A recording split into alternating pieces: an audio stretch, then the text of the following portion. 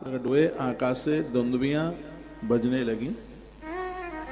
कथा कहती है बच्चों का जन्मदिन होता है, शंख जरूर बजाइए, माथे पर तिलक लगाइए, रोली में थोड़ी हल्दी डालिए, थोड़ा सा दही डालिए, फिर लंबा वाला खड़ा तिलक कीजिए, शंख बजाएं, ढोलकी बजाएं। उत्सवों में ढोलक इससे नकारात्मक स्थिति घर की दूर चली जाती है। ये सब यहाँ वर्णन किया है जो मैं आपको सुना रहा हूँ। वर्णन है कि जगरु गंधर्व पुत्रांशा किन्नरा वाद्य बाधका, वाद्य बजा रहे थे भगवान के प्राकट्य पर, भगवान के जन्म पर किन्नरा वाद्य बाधका, वहाँ ढोल मजीरे ये सब चीजें बज रही थी। बाद्या माँ सुरमरा पुष्प वृष्टिम च चक्ररे, उस बालक के ऊपर फूलों की वर्षा हो रही थी। बच्चों के जन्मदिन पर उन्हें माला पहनाइए, फूल बरसाइए उनके ऊपर, रोली गंध का तिलक लगाइए, उन्हें नवीन वस्त्र पहनाइए, माथे पर टीका लगाइए। ये सब बातों का वर्णन है। फूलों की वर्षा हो रही थी। विष्णु आदि सभी देवताओं ने पीपल वृक्ष के द्वारा संरक्षित दधीची के उस पुत्र को विधिवत जात कर्म संस्कार किया। ब्रह्मदेव ने प्रसन्नचित्त होकर उसका नाम पिप्पलाद रखा। ब्रह्मा जी ने नाम रखा। ब्रह्मा जी कहते हैं पिप्पलादेत तन्नाम चक्र ब्रह्मा प्रसन्नधि। पिप्पलाद नाम रखा। देवताओं के साथ विष्णु ने हे देवेश प्रसन्न होइए ऐसा कहा। इस प्रकार से कहकर उनकी आज्ञा लेकर ये सब देवता अपने अपने धाम के लिए चले गए। अब यहाँ की जो कथा है आगे की, ये कथा जिनकी कुंडली में शनि गड़बड़ हो रहा है या शनि की दशा महादशा लगी है, श्री शिव महापुराण में उनके लिए कथा किसी वरदान से कम नहीं है। अब ये सुन लीजिए, इनकी आगे की कथा है। कहते हैं अवध में एक राजा हुए थे, अयोध्या में राजा जिनका नाम था अनरण्य। इनको 100 बेटे थे और एक बेटी थी। बेटी का नाम था पद्मा। एकदा पुष्पभद्रायाम स्नातु गच्छन् मीश्वर ददर्श पद्माम युवतीम शिवांसा सुमनोहरम। कहते हैं कि पद्मा एक दिन नदी के किनारे गई और वहां महात्मा स्नान कर रहे थे, महात्मा पिप्पलाद। स्नान के बाद में उन्होंने संध्या बंदन इत्यादि उन्होंने किया। कहते हैं कि स्वयं माता पार्वती के ही अंश से समुद्भूत वह पद्मा धरती पर पैदा हुई। पद्मा विवाह कहते हैं अथ राजा मई भी तो पिप्पलादो गृहीत्वा मुदितम स्वाश्रमामि पद्माम विवाह सामणि। विवाह के लायक पद्मा हो रही थी। स्वयं भगवती पार्वती ही इस रूप में राजा अनरण्य के यहाँ पर आकर के पैदा हुई। और ये बिल्कुल 1,00,000% सही है कि हर युग में स्वयं माता गंगा किसी बिटिया के रूप में चल के आती है। स्वयं माता नर्मदा, ये महात्मा आज भी किसी न किसी रूप से इस धरती पर आके पैदा हुए हैं। मैं एक महात्मा जी के मुंह से सुन रहा था कि बहुत सिद्ध आकाश में चारण कर रहे हैं, विचरण कर रहे हैं। वो पैदा होना चाहते हैं धरती पर। उनका भारी मन है कि एक बार फिर हम कलयुग में धरती पर आके जन्म ले लें। पत्री जी भी हो सकते हैं, वशिष्ठ भी हो सकते हैं, और भी कोई हो सकते हैं। बहुतों ने जन्म ले लिया है और बहुत जन्म लेने की वो इच्छा में हैं, लेकिन उनका जन्म क्यों नहीं हो पा रहा है? इसलिए नहीं हो पा रहा है कि उनको जन्म देने के लिए बहुत पुण्यवान नारी और बहुत पुण्यवान नर चाहिए, जो तपस्वी हैं, संयमी हैं। हमारे मध्य में भाई रामकरण जी यादव जी आप बैठे हैं, कथा का आगाज आरंभ आपसे ही हुआ है। हाँ, बड़े अच्छे इंसान हैं। तो मैं यह निवेदन कर रहा हूँ, मैं कह रहा हूँ कि जब नारी के जीवन में, पातिव्रत धर्म पुरुष के जीवन में संयम होता है, तो उसकी कोख से बेटी के रूप में स्वयं नदियां चल करके आ जाती हैं। पुत्रों के रूप में स्वयं कोई न कोई महापुरुष उनके यहाँ चल करके आ जाता है। ठीक है, अभी पता नहीं लग रहा है कि ये अत्रि है कि ये गर्ग है, मालूम नहीं पड़ पा रहा है, लेकिन जरूर कोई न कोई महापुरुष ही उसके घर में चल करके आया है। ये कथा कुछ ऐसा ही संदेश देती है। किसी को पता ही नहीं था कि महादेव ही पिप्पलाद बन करके आ गया। कोई समझ नहीं पा रहा था कि स्वयं पार्वती ही पद्मा बन करके आ गई है। ऐसे लोग आपके घर में भी बच्चे के रूप में, पति के रूप में, पत्नी के रूप में, माँ बाबूजी के रूप में, किसी न किसी रूप में हो सकता है कि वह आ गए। और कभी कभी लोग जन्म से इतने गुणवत्ता युक्त काम करते हैं, क्यों? ये पूर्व के कोई अपने आप में बहुत ज्यादा वो विशेष है। पद्मा बड़ी अद्भुत नारी थी, ये तो ग्रंथकार को पता है कि स्वयं भगवती पार्वती ही उसके रूप में चल करके आई। अब यह वर्णन किया गया कि महात्मा जी ने पद्मा को देखा, स्वयं शंकर ही थे पिप्पलाद के रूप में।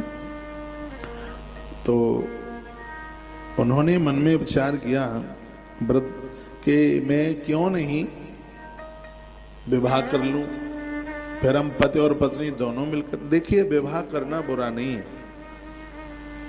विवाह करने के बाद में धृतराष्ट्र की तरह मोहित हो जाना ये बहुत बुरा है, ये ठीक नहीं है। विवाह तो महात्माओं ने भी किए थे, लेकिन वो विवाह में फंसे नहीं थे, वो ऐसे रह रहे थे जैसे नाव पानी में रह रही थी, ऐसे रह रहे। वैसे भी क्रम ये कहता है सबसे पहले ब्रह्मचर्य आश्रम है, उसको 25 साल तक संपूर्ण नियमों को पूरा करो, संयम के साथ जियो, उसके बाद गृहस्थ धर्म को स्वीकार करो, अपने अनुकूल माता पिता के कहने पर विवाह किया जाए, पति और पत्नी अपने धर्म का निर्वहन करे, प्रकृति को एक अच्छी सी संतान दे दे, लायक संतान दे दे, फिर वानप्रस्थ जीवन में वानप्रस्थी बनकर दोनों घर में रहें। घर में रहने में यदि कोई दिक्कत है, भजन में दिक्कत है, तो फिर वो बियड़ जंगल को चले जाएं। चिंता ही ना करें कि हमें भोजन कौन कराएगा। अपने भक्तों के लिए परमात्मा तो थाली ले लेकर के घूम रहा है कि खाओ जीमो घूम रहा है। भोजन की कहाँ कमी है? कमी तो खाने वालों की है, खिलाने वाले तो बहुत खड़े हैं, वो तो चिंता ही ना करना। ये परमात्मा ने जिम्मेवारी ली है, तुम्हारा कोई भी नहीं होगा तो तुम्हारे अंत में कफन लेके भी मैं ही आऊंगा, ये वो कहता है। भात की साड़ी और अंत में कफन लेके वो आएगा, यह जिम्मेवारी उसने ले रखी है। तो वानप्रस्थ जीवन तो भजन के लिए, पूरा जिंदगी भर तो आपने टेंशन किया है, इतना सब कुछ आपने किया। मैं तो युवा भाई बहन को भी मैं बराबर कहता रहता हूँ, माता पिता को मुक्त कर दो बिल्कुल, इनसे कोई अब सहारा नहीं ढूंढिएगा। कुछ नहीं तो सास माँ थोड़ा बच्चे को ही खिला ले, काय को खिला ले, बच्चे तुमने पैदा किए तुम खिला, तुम संभालो उनको, उन्हें अब बिल्कुल मुक्त कर देना है। चाहे वो हरिद्वार जाएं, चाहे काशी जाएं, चाहे पूरी जगन्नाथ जाएं, चाहे वृंदावन जाएं, चाहे गोवर्धन गिरिराज जी जाएं, कहीं भी जाएं, उनको अब ब्रेक मत बनिए। उनके लिए अब आपको चट्टान नहीं बनना है। अब वो वानप्रस्थी हैं, उन्हें भजन करने दीजिएगा। कलयुग में सन्यास तो बड़ा मुश्किल है। इस कलि काल में सन्यास धर्म को पालन करना भी बड़ा मुश्किल है। तो ये जरूरी नहीं कि सन्यास लेके ही उद्धार होगा आपका। वानप्रस्थी जीवन में भी व्यक्ति कल्याणकारी हो जाता है। बच्चे संभालने तो घरवाली को उनके बलबूते छोड़ दो, अकेले चले जाओ। यदि लगता है कि बच्चे कष्ट देंगे, संभालेंगे नहीं, तो बुढ़ा बुढ़िया दोनों घर छोड़ करके चलो। अब घर में मन लग रहा है, कोई डिस्टर्ब नहीं है, तो घर में भजन करो। महाराज जनक तो घर में ही मुक्त हो गए थे। जनक राजा की कथा आती है, घर में ही मुक्त हो गए।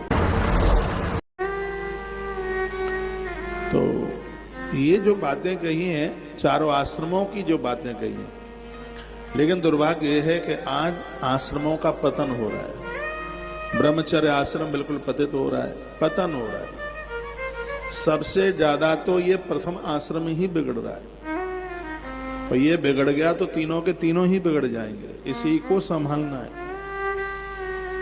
ये शुरू का है, ये है ये इतनी बर्बादी हो रही है कि माथा पकड़ करके रोने की स्थिति हो गई।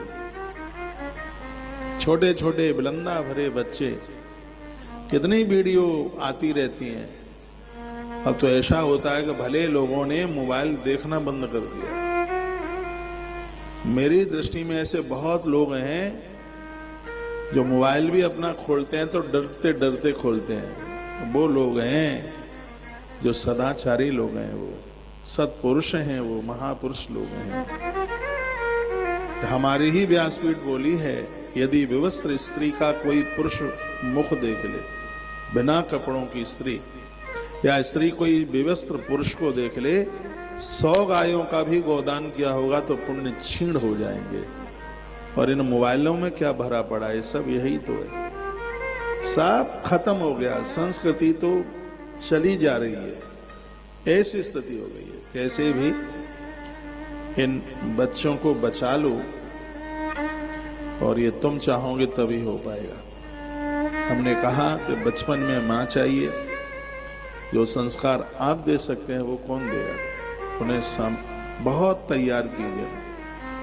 पेड़ भी छोटा होता है तो उसको गोड़ा जाता है, नराई गुड़ाई की जाती है उसकी, तब वो पनपता है। जब तक छोटे में बच्चों का उत्कर्ष नहीं होगा, पोषण नहीं होगा, तब तक उनकी जड़ें धरती पर जमेंगी कैसे?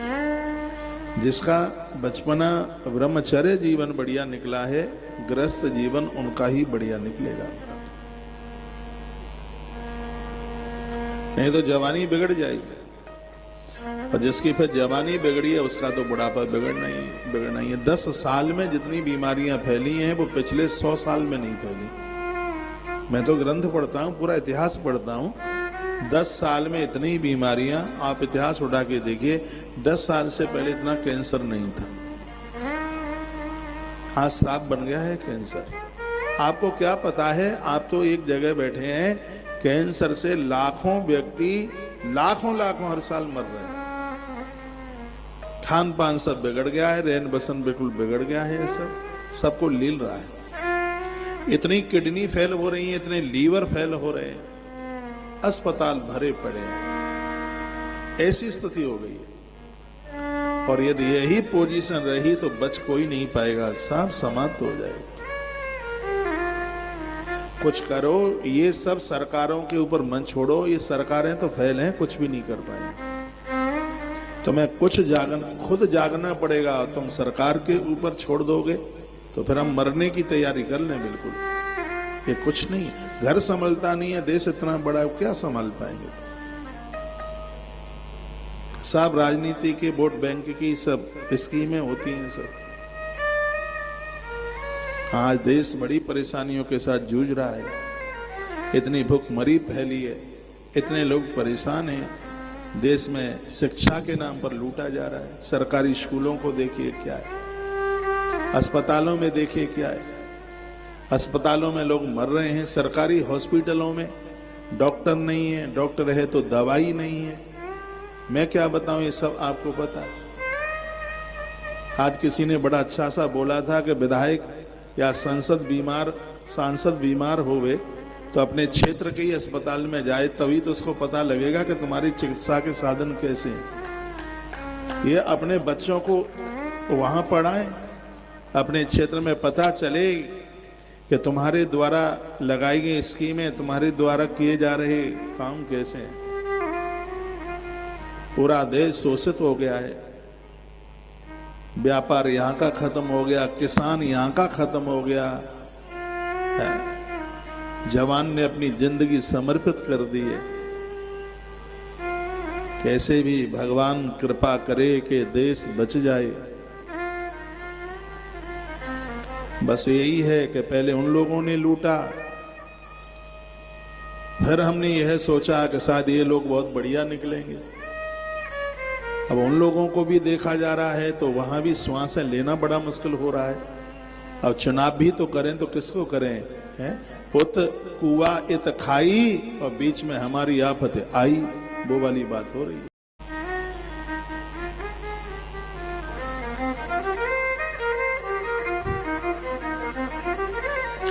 इतना निर्यात मांस का हो रहा है जो पहले के टाइम में जो इतना नहीं हुआ। इतना शराब, 10 साल में इतनी शराब, इतनी युवा को दिक्कत हुई है। पॉलिसियां इतनी बेढंगी है, ऐसा लगता है कि सब कोपड़ लोग बैठे हैं क्या, सब निरक्षर लोग बैठे हैं क्या।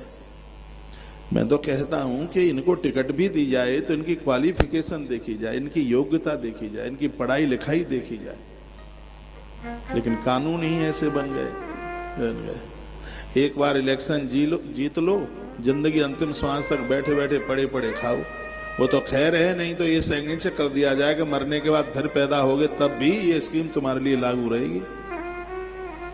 ऐसी स्थिति हो गई। अब मेरी गद्दी तो गद्दी मेरी राज सत्ता की तो गद्दी है नहीं, मैं धार्मिक आदमी हूँ, पारमार्थिक आदमी हूँ, लेकिन मैं भारतीय हूँ, इसलिए मुझे कष्ट होता है ये सब देख करके।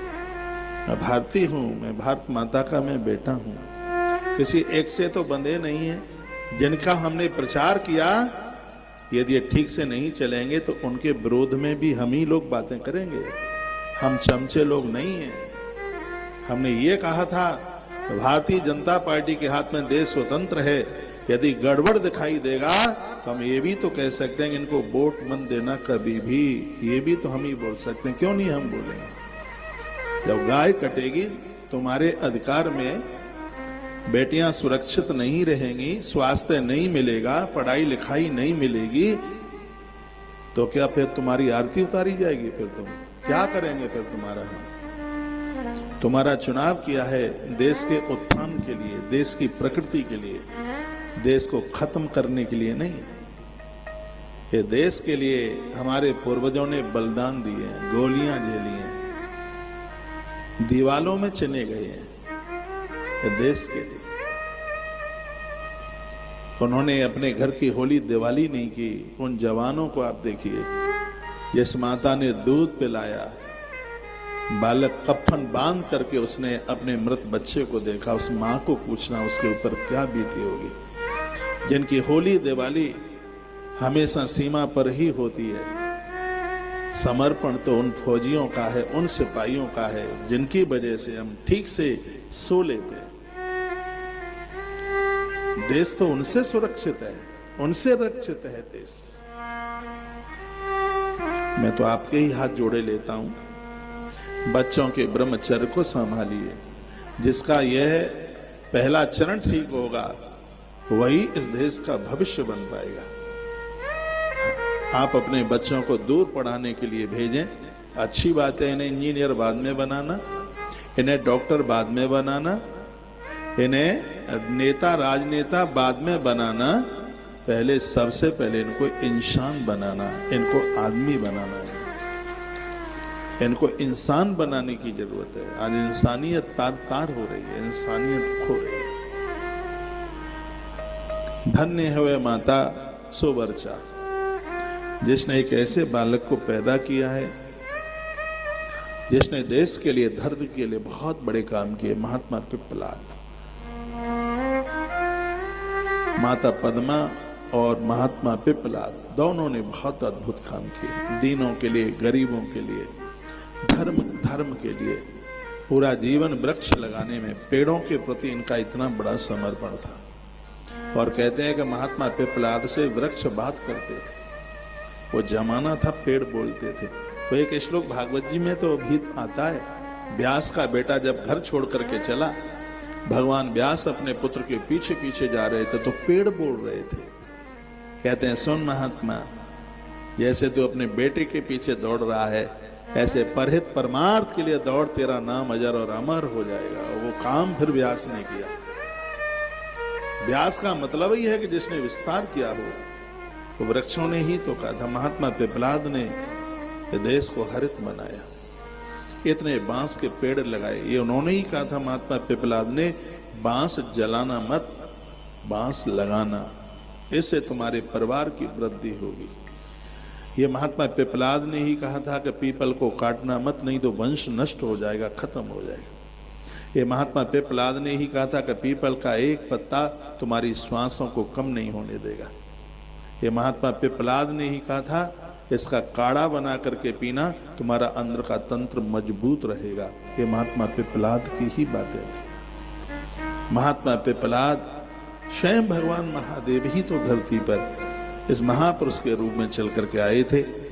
इनकी जिंदगी बहुत अद्भुत। शनि महाराज आरती उतारते थे पिप्पलाद की, और शनिदेव ने यह कहा था कि महात्मा पिप्पलाद के संदेशों को स्वीकार करेगा, मैं उस स्त्री पुरुष को कभी परेशान नहीं करूंगा। ये लिखा है, शनिश्चर कृताम पीड़ाम नास्यन्ति स्मृतास्त्रियम। सिर्फ महात्मा पिप्पलाद का स्मरण करने से शनि पीड़ा से लोग मुक्त हो जाते हैं। ये इस ग्रंथ में लिखा है। इस कथा के माध्यम से मैं कहूंगा कि पेड़ों को बिल्कुल भी काटना नहीं है, वृक्षों को पेड़ लगाइए। जितने वृक्ष ज्यादा होंगे ऑक्सीजन की कमी नहीं आएगी, वर्षा खूब होगी, सब हरा भरा सब हद दिखाई देगा। और पेड़ों के होने से पानी का जल स्रोत कम नहीं होता। वृक्ष, हर वृक्ष की महिमा है। कहते हैं नीम के पेड़ रोग मिटाते हैं, आम के पेड़ गरीबी मिटाते हैं, और कहते हैं वट के पेड़ हैं अकाल मौत नहीं होने देते। हर वृक्ष का एक महात्म्य है, एक महिमा है। तो महात्मा पिप्पलाद ने ये किया। तेषाम न कुरुते पीड़ा कदाचित ग्रहित सत्तमा। जो इस कथा को सुनेगा, महात्मा पिप्पलाद की कथा सुनेगा, उसको ये ग्रह पीड़ित नहीं करेंगे। ये ग्रह होते हैं, कोई भले ही कहे कि ग्रह नहीं होते। ग्रह क्यों नहीं होते? ग्रह तो होते हैं। रावण कितना बड़ा ज्योतिषी था, उसने भी माना ग्रह होते हैं। उसने सगरे ग्रहों को बुलाया, कहा मेरे पुत्र मेघनाथ की कुंडली में अनुकूल होकर बैठ जाओ। सगरे डर डर के बैठ गए, लेकिन एक नहीं बैठा, जिसका नाम था शनि। कहा तू क्या करेगा? मैं नहीं बैठता। उसने कहा मेघनाथ को उल्टा करके लटका दे इसको तहखाने में, और उसको बांध दिया तहखाने में, ले जाकर के डाल दिया। हनुमान जी आए, उसने उसको, उसकी फांसों को उसने काटा। तो शनि ने क्या कहा सुनिए। शनि ने क्या कहा? लोग बस इतना तो जानते हैं कि जो हनुमान जी का पाठ करेगा शनि उसको कभी नहीं लगेगा, परेशान नहीं करेगा। लेकिन शनि ने एक बात और कही थी, जैसे हनुमान जी ने मुझे बंधन मुक्त किया है, संसार में जो लोग लोगों को बंधन मुक्त करेंगे उनके ऊपर मेरी कभी कोई दशा नहीं लगेगी। ये उसके शब्द। हमारी वजह से कोई बंधन युक्त नहीं, लोगों को बंधन मुक्त कीजिए। हमारे वजह से लोग बंधे नहीं, हमारी वजह से तो लोग हैं। इस ग्रंथ में लिखा है महात्मा गांधी और महात्मा कौशिक, श्री विश्वामित्र, महात्मा गांधी, महात्मा कौशिक और महामुनि पिप्पलाद, ये तीनों महानुभाव स्मरण किए जाने पर शनिश्चर जनित पीड़ा को नष्ट कर देते। जिनका लोहे का काम है, लोहे का जिनका बिजनेस है, व्यापार है, या तेल बहती हुई चीजों का या कोयले का जिनका व्यापार है, उन्हें यह श्लोक भोजपत्र पर लिख करके और इसको वस्त्र में बांध करके और कहीं भी अपनी फैक्ट्री में कहीं भी इसको ऐसी जगह पर लगा दें जहां किसी के हाथ ना पहुंचे। श्लोक है शतरुद्र संहिता अध्याय नंबर 25 और श्लोक नंबर 20। श्लोक में बोले देता हूं, आपका काम चलेगा धड़ल्ले से। ये शनि महाराज बड़ी कृपा करेंगे। ये आप रिकॉर्ड भी कर सकते हैं इस श्लोक को, और प्रमाणित बातें हैं।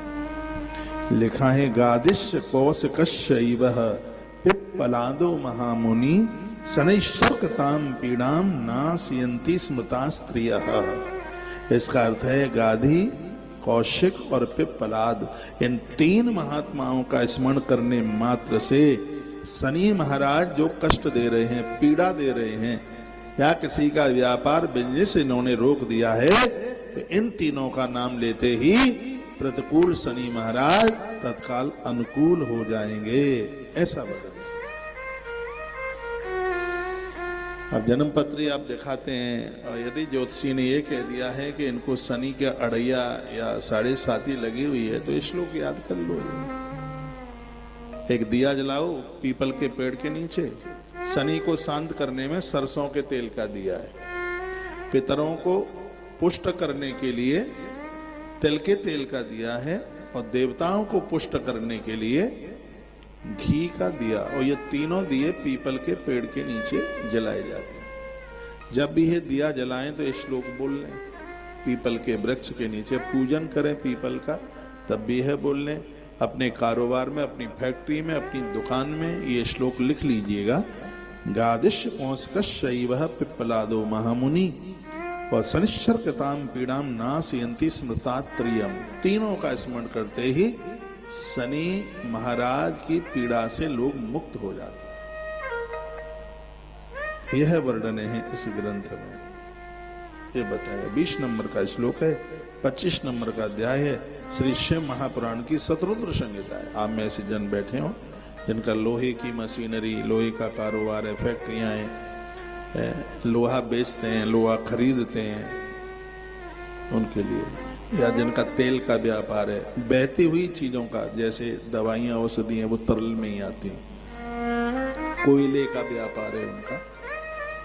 तो इन व्यापारों के, इस व्यापार के ऊपर शनि महाराज की दृष्टि रहती है। ये बिगड़ जाए तो माटी में मिला दे, और यह कृपा कर दे तो रात में व्यक्ति को धनवान बना दे। हाँ, ये सूर्य पुत्र है। ये भगवान श्री कृष्ण की आराधना करने से कृष्ण कवच का पाठ श्री शिव महापुराण में वर्णित है। वो शंखचूड़ के उसमें वो आती है कथा, उसका भी पाठ करने से शनि शांत होता है। भगवान कृष्ण को पूजा करने से शनि शांत होता है। लेकिन ये मैंने बोला है, ये ग्रंथ में बड़ा अद्भुत है। पिप्पलादस्य चरितम पद्माचरित संयुतम ये पठे शुणाद्वापि शुभक्ता भुवि मानव। इस भूलोक में मनुष्य पद्मा के चरित्र से युक्त महात्मा पिप्पलाद के चरित्र को भक्ति पूर्वक सुनेगा या सुनाएगा तो उसकी शनि की पीड़ा उसको छोड़ करके चली जाएगी, उसकी सभी कामनाएं पूरी हो जाएंगी। वर्णन है। हमारी छोटी छोटी बातें आपको बहुत आनंद देने वाली। ऐसा नहीं है कि आप ये श्लोक लिख देंगे अब फैक्ट्री जाएंगे ही नहीं, दुकान जाएंगे ही नहीं। कभी कभी इतनी मेहनत करने के बाद में भी उसके परिणाम पूरे नहीं मिलते, उसके फल पूरा नहीं मिलता। मेहनत बहुत की जाती है, उसका परिणाम पूरा नहीं मिलता। और कुछ लोग कम करने पर बहुत ज्यादा परिणाम पा लेते हैं। तो ये ग्रहों की अनुकूलता और प्रतिकूलता बहुत मायना रखती है ये। और ये देवी देवताओं को मानना पड़ेगा, ये आज से नहीं है, ये अनादि काल से है। हम और आप तो यह क्या, शनि महाराज दशरथ राजा को लड़ने को पहुंच गए और घायल कर दिया था युद्ध में।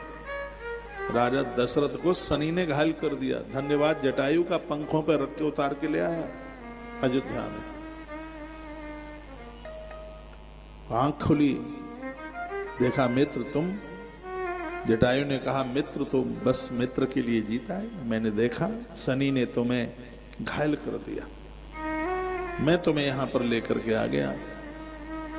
आंख में आंसू आ गए, दशरथ राजा की आंख में आंसू आए।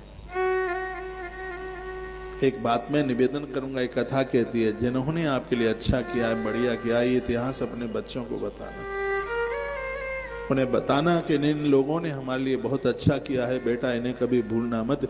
यदि इनको कभी तुम्हारी जरूरत पड़ जाए तो मुंह मत मोड़ना, उनका सहयोग करना। जटायु ने कुछ अच्छा किया तो एक दिन महाराज दशरथ ने अपने पुत्रों को ये बात बताई। राम रो पड़े। राम जी ने कहा पिताजी, जिन जटायु ने तुम्हें कि मेरे अंतिम संस्कार के लिए मुझे आपका बेटा चाहिए। दशरथ ने कहा संतान नहीं है। जटायु ने कहा भगवान महादेव करे और आपको औलाद हो। दुआएं फलती हैं ना, एक भी नहीं था, 4 बच्चे आ गए। एक दिन वहीं अपने भवन में रानियों के साथ में महाराज दशरथ, बड़ा अच्छा लगता है घर में जब सब लोग आपस में बैठते हैं, खिलखिलाते हैं, हंसते हैं, मुस्कुराते हैं, एक दूसरे से बात करते हैं। कितना अच्छा लगता है, कितना बढ़िया लगता है, कितनी मस्ती आती है। सब पास पास बैठे। पहले यही होता था, चूल्हे में आग जला लेते थे रात को और कुछ शकरकंदी भूनने के लिए रख देते, उसमें शकरकंदी भूनती रहती थी और हम बातें ही करते रहते थे। हम मुस्कुरा रहे हैं क्योंकि आपको पता है इसलिए। शकरकंदी। तो एक दिन महाराज दशरथ बात कर रहे थे और बात करते करते रो पड़े। राम जी ने पूछ लिया पिताजी क्यों रो रहे हैं आप? कहा बेटा मुझे जटायु की याद आ गई। शनि महाराज ने मुझे मूर्छित कर दिया, मेरे प्राण जा रहे थे और उन्होंने पंखों पर बिठाकर मुझे अयोध्या में उतारा। मैं उनको वचन दे गया, जब उन्होंने मांगा मुझे अपना बड़ा बेटा मेरे अंतिम संस्कार के लिए दे देना।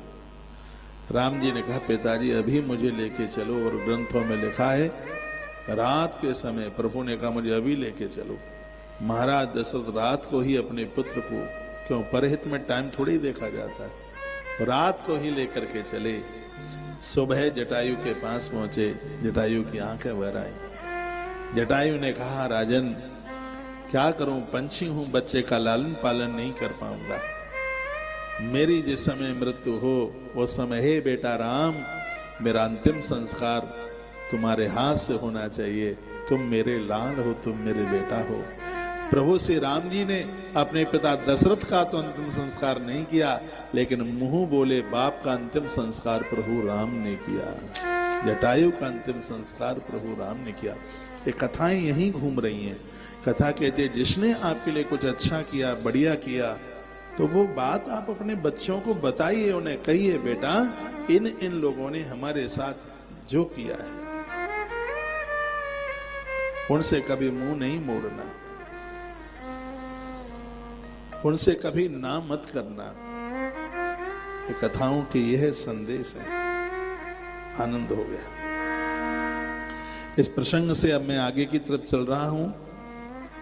इस प्रसंग में शनि महाराज की भी कुछ अद्भुत बात कही गई है। ये सब चीजें हमारा जीवन बचा लेती हैं, बना तो देती हैं, बचा लेते हैं। आइए दो पंक्ति अनमौसम कुछ ऐसा ही सा हो। Welcome back to my channel. स्वागत है आप लोगों का मेरे यूट्यूब चैनल में। आज फिर एक नई वीडियो के साथ आई हूँ और मेरी दी गई जानकारी आप लोगों को अच्छी लगे तो प्लीज़ वीडियो को लाइक कर देना एंड चैनल को सब्सक्राइब कर लेना। इस वीडियो को ज़्यादा से ज़्यादा शेयर करिए ताकि आगे भी लोगों को इस जानकारी के बारे में पता लगे कि पीपल के पेड़ के नीचे जो उपाय किए जाते हैं, महाराज जी ने जो उपाय बताए हैं, आप लोग भी ज़रूर करना उन उपाय को। आज शनिवार है, आज शुक्रवार है, शनिवार को इस उपाय को ज़रूर करना।